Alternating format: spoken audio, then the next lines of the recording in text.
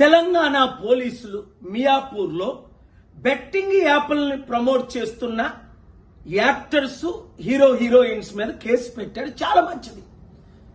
ఈ యాక్టర్స్ కి ఈ హీరోయిన్స్ కి ₹1 కోట్లు 2 కోట్లు తీసుకొని బెట్టింగ్ యాప్లు ప్రమోట్ చేయడం న్యాయమా?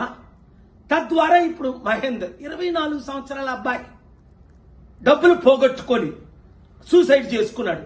వాళ్ళ మీద మీరు కేసు పెట్టి వాళ్ళ కుటుంబానికి మీరు 100 కోట్లు ఇచ్చినా తిరిగి ఆ అబ్బాయిని తేగలరా? ఇంకొక విషయం, పోలీసులు ఇలా కేసులు పెట్టినప్పుడు ఇన్వెస్టిగేషన్ అయిన తర్వాత మళ్ళీ కేసులు ఉపసంహరించుకుంటున్నారట. దానికి ఉదాహరణ మన అల్లు అర్జున్ జైల్లో పెట్టారు, 100 కోట్లు అందేయట, మళ్ళీ కేసు లేకుండా నీలుగాల్చేశారట. అలా కాకుండా నేను ఇచ్చే 2 సలహాలు. ఒకటి, మీరు హీరోయిన్స్ కనీసం మాదిరిగానే ఉండాలి కదా.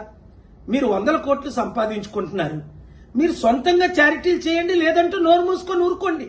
ఇంత కక్కులు ఎందుకు మరలా మీరు వాళ్ళ దగ్గర డబ్బులు తీసుకొని యాప్లు ప్రమోట్ చేయడం? అలాగే కుర్రోలు, అమ్మాయిలు, అబ్బాయిలు ఇలాంటి పనికిమాల పనులు చేయకండి. ఏదో గెలుస్తామని సూసైడ్లు చేసుకోకండి. మంచి రోజులు వస్తున్నాయి, కష్టపడండి, ఓపిక పడండి. మార్పు రానున్నది, ఆ మార్పును మనం ప్రమోట్ చేస్తాం. ఈ వీడియో ప్రతి ఒక్కరికి అందేటట్టు షేర్ చేయండి.